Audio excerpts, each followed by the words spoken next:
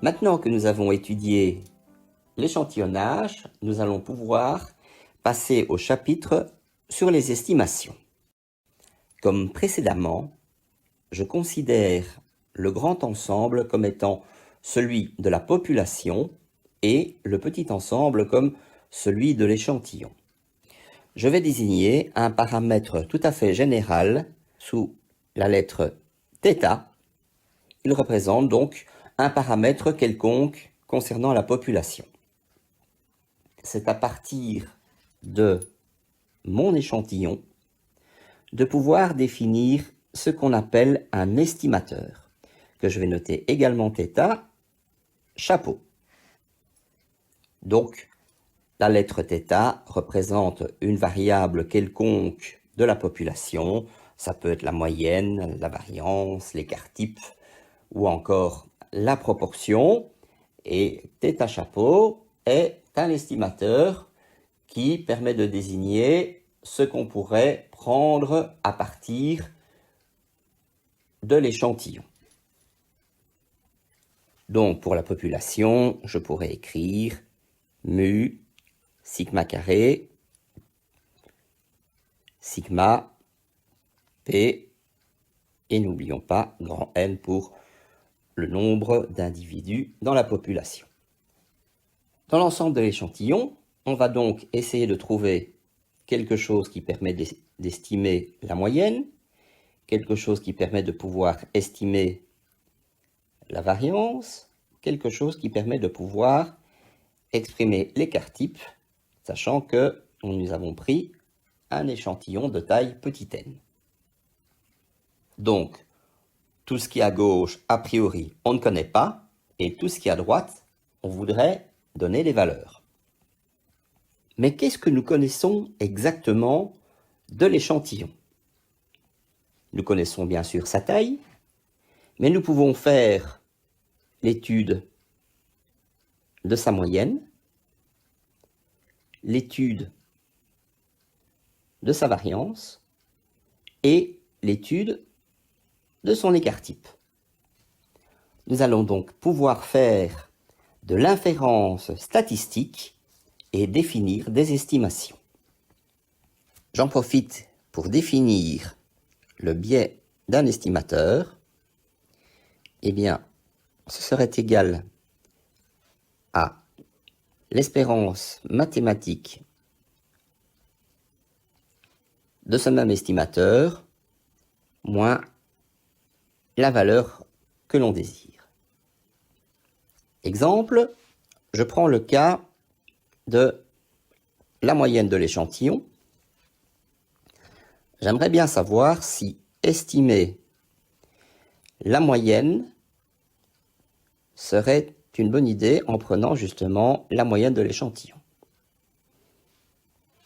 Pour ce faire, je vais calculer son biais. Donc, le biais de mu serait égal à E de mu chapeau moins mu. Comme pour l'estimateur mu chapeau, j'ai supposé que je pouvais prendre l'estimation x bar. Cela me donne E de x bar moins mu. Or, E de x bar, on sait ce que cela vaut. Ça vaut mu moins mu, c'est-à-dire 0. Bingo, il n'y a pas de biais.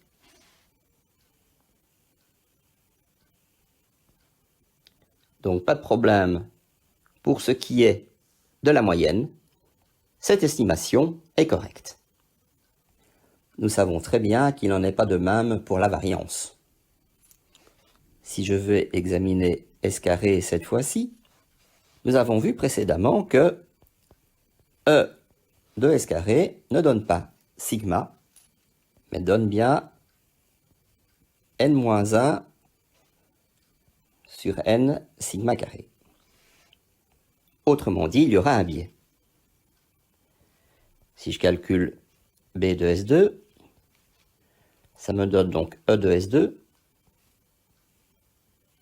moins sigma carré, c'est-à-dire n-1 sur n sigma carré moins sigma carré. J'obtiens donc moins sigma carré sur n qui est différent de 0. Donc, on sait très bien que prendre s carré ne serait pas une bonne idée. Ce qu'il y a de mieux, ce serait de prendre s chapeau carré. Et cette fois-ci, si je calcule le biais de cela, je vais donc avoir E de S chapeau carré moins sigma carré. Je sais que E de S chapeau carré me donne sigma carré. On l'avait déjà calculé lors de la leçon précédente. Moins sigma carré, ça me donne 0. Et donc, j'ai de nouveau une absence de biais, sans biais.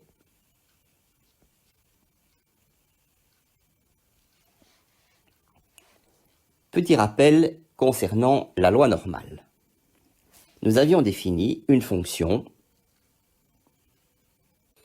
1 sur racine de 2pi multiplié par E moins, je vais directement le mettre en format z carré sur 2.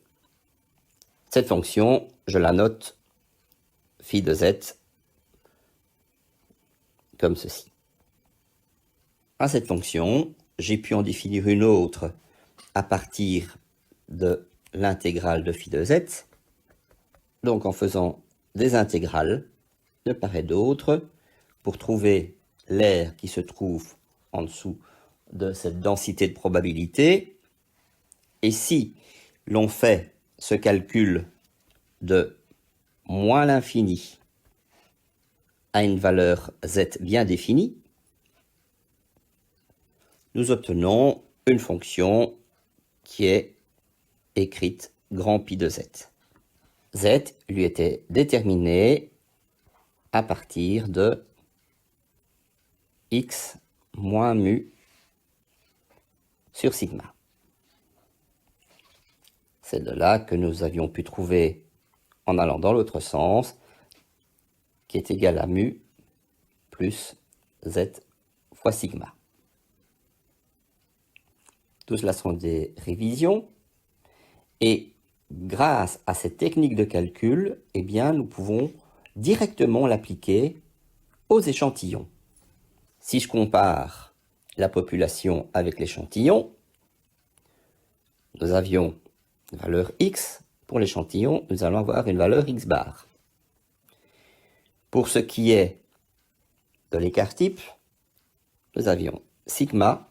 Pour l'échantillon, nous avons sigma sur racine de n. Si pour la population, nous avions trouvé un z qui est égal à x moins mu sur sigma, pour l'échantillon, nous allons donc avoir un nouveau z qui est écrit sous la forme x bar moins mu divisé par sigma sur racine de n.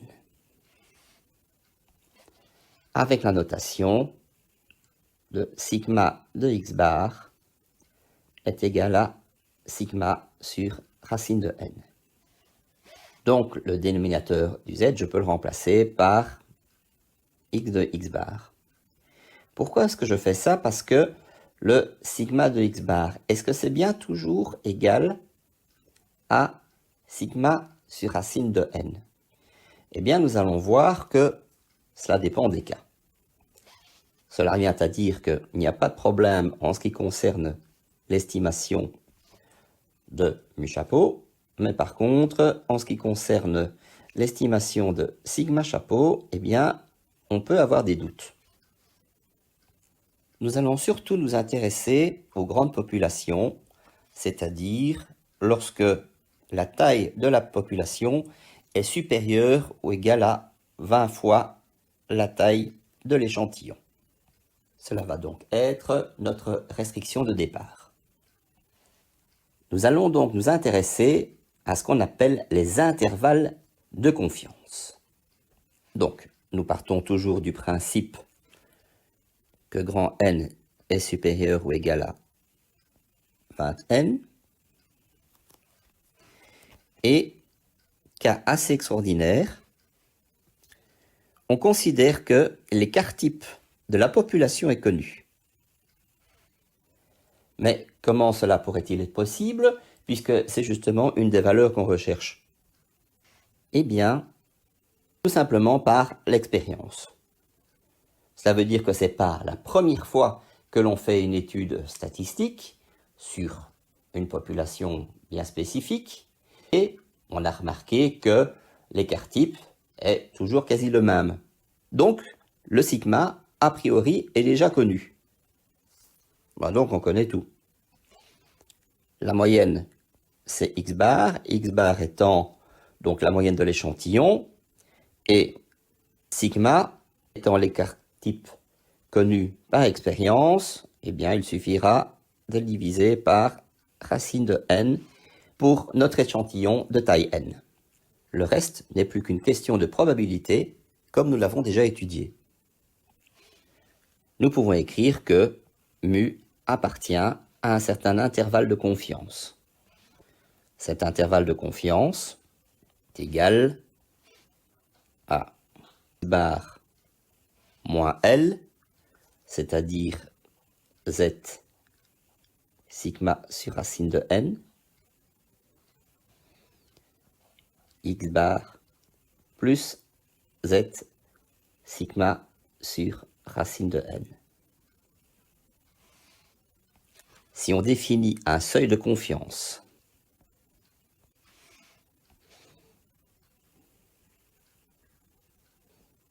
de 95%, eh bien, on a un Z qui vaut 1,96. Il me suffit de remplacer le Z dans l'intervalle par 1,96. Ce que je peux encore écrire sous forme de probabilité, comme ceci. Examinons le graphique.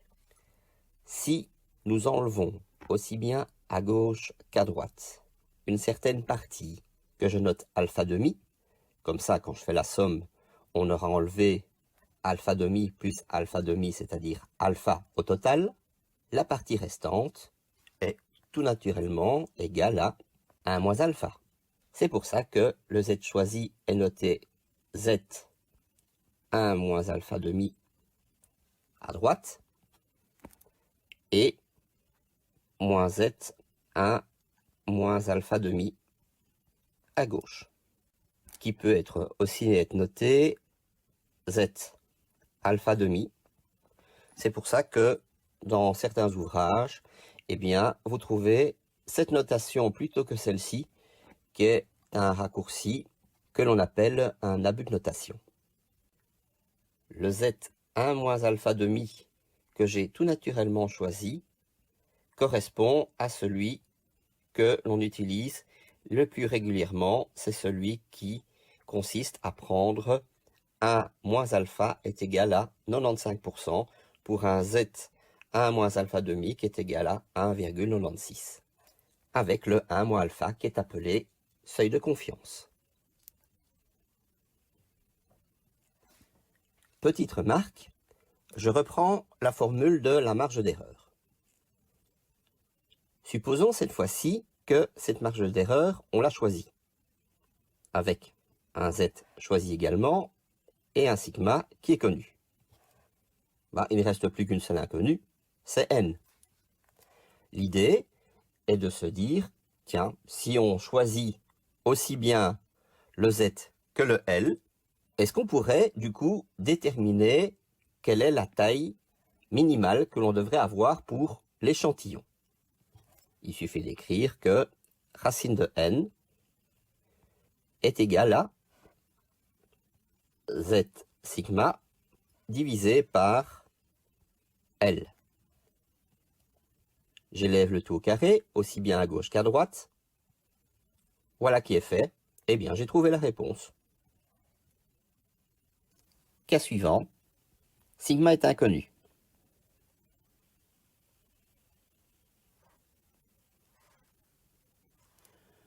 nous restons dans le cadre de la loi normale et nous considérons que la taille de notre échantillon est supérieure à 30 et donc suffisamment grande pour pouvoir considérer l'écart type de notre échantillon comme une bonne approximation. Donc nous avions considéré que notre estimateur pouvait prendre comme estimation sigma, mais comme on ne le connaît pas, on le remplace tout simplement par petit s.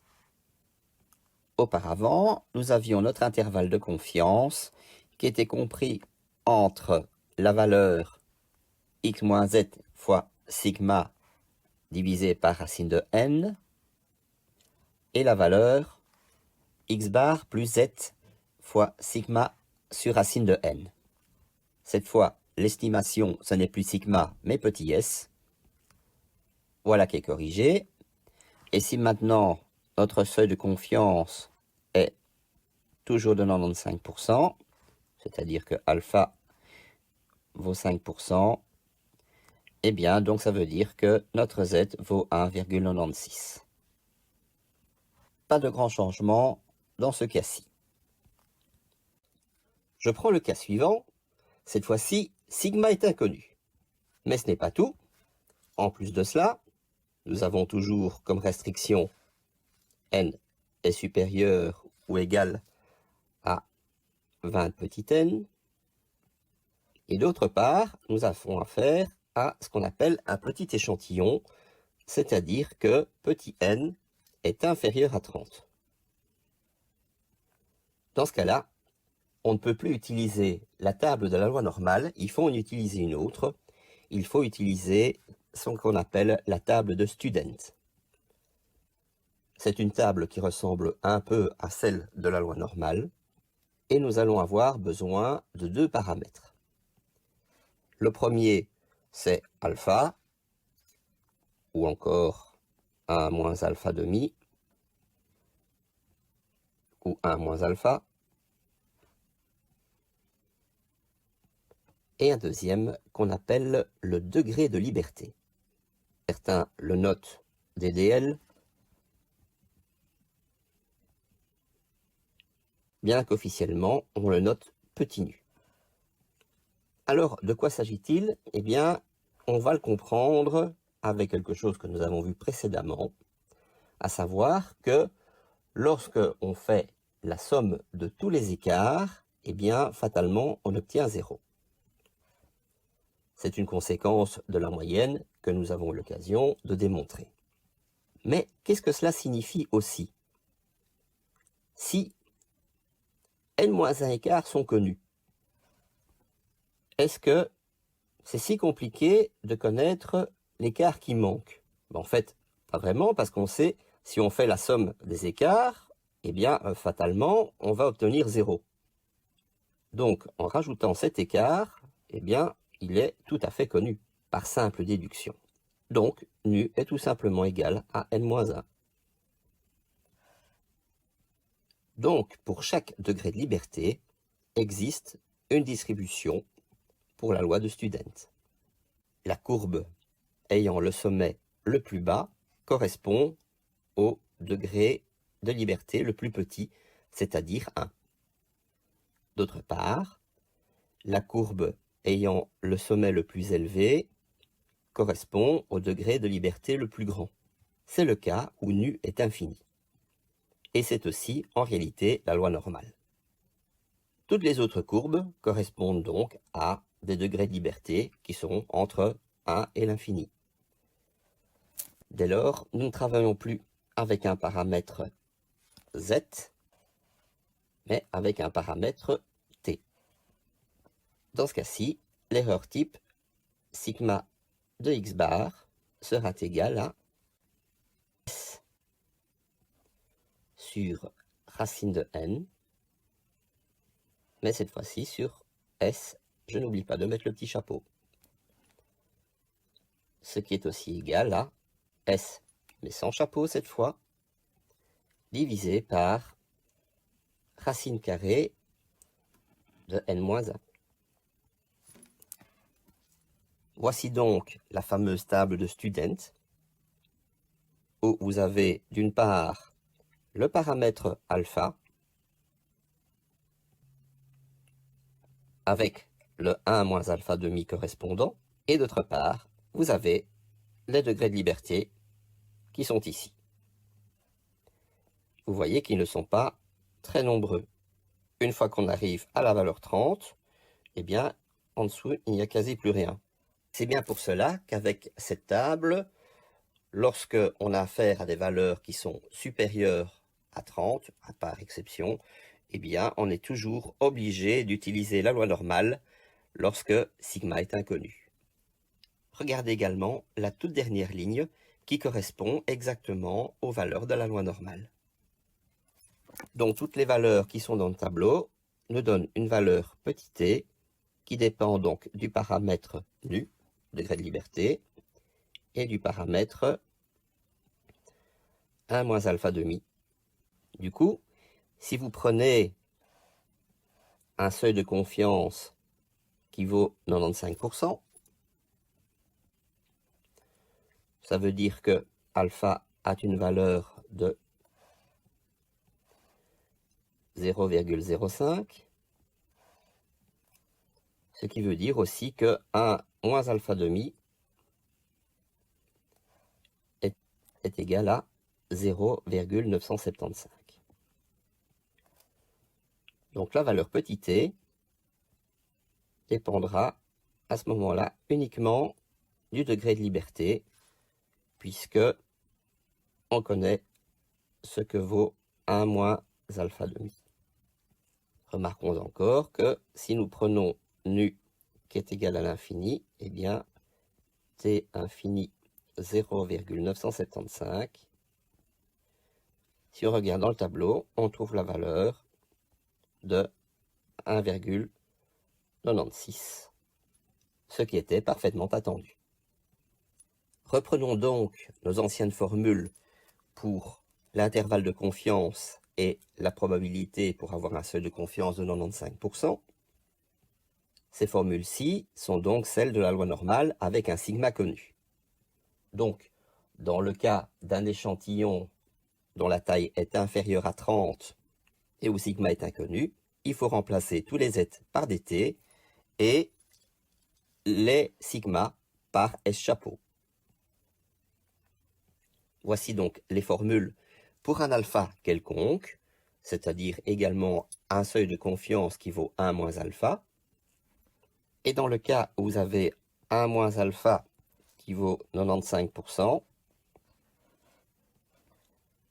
c'est-à-dire que 1 moins alpha demi est égal à 0,975, nous tombons alors sur les formules suivantes. Et voilà. Passons à l'étude des proportions, où nous restons toujours dans un schéma de Bernoulli. Autrement dit, nous avons l'estimateur petit p chapeau, dont nous pouvons déduire q chapeau, qui est égal à 1 moins p chapeau. Une manière d'écrire le résultat pour l'écart type, c'est sigma p est égal à p chapeau fois q chapeau divisé par n, et on fait la racine carrée du tout. Voilà. Si on note petit p chapeau par la lettre F, qu'on appelle une fois encore fréquence, cela veut dire que q chapeau est égal à 1 moins f, que l'on peut également écrire dans la racine carrée f fois 1 moins f divisé par n. L'intervalle de confiance est donc donné par f moins z1 moins alpha demi fois la racine carrée de f fois 1 moins f divisé par n, et la même chose, mais avec le moins qui devient un plus, Z1 moins alpha demi, multiplié par toute la racine carrée.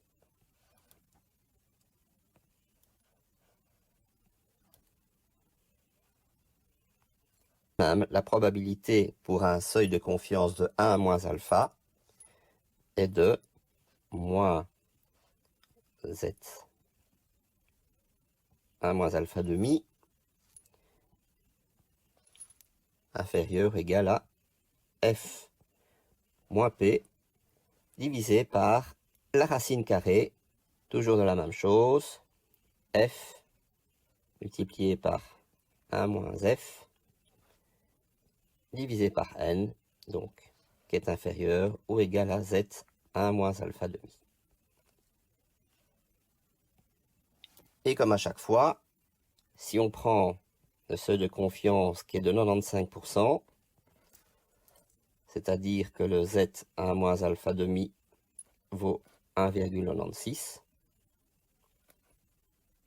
eh bien il suffit de donner à Z1 moins alpha demi la valeur de 1,96.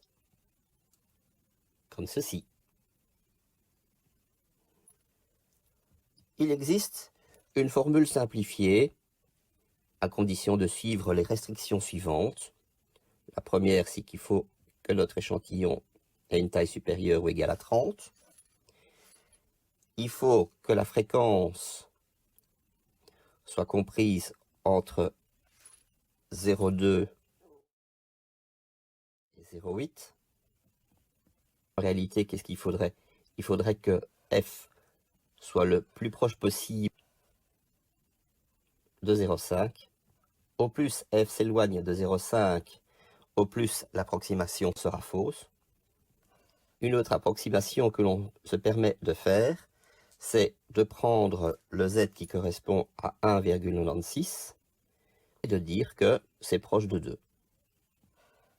Si je fais le calcul de L, c'est donc Z fois la racine carrée de F 1 moins F divisé par N. Je calcule ça, donc j'ai considéré que Z valait 2. Je fais la racine carrée où je considère que F est proche de 0,5.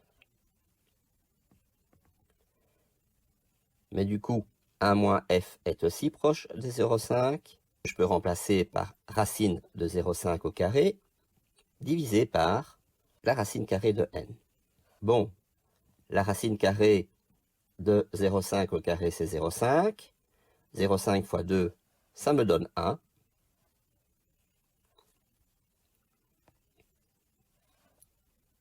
C'est-à-dire la racine carrée de N. Ça nous donne l'intervalle de confiance approximatif suivant. F moins 1 sur racine de N, point virgule, F plus 1 sur racine de N.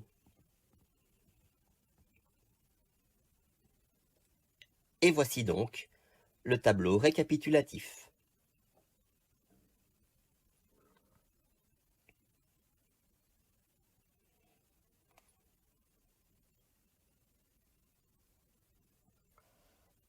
Sans oublier le fait que si mon échantillon est de taille suffisante, mais que la taille de la population serait inférieure à 20 fois la taille de l'échantillon, il faut dans ce cas-là utiliser le facteur de correction tel que nous l'avons étudié précédemment.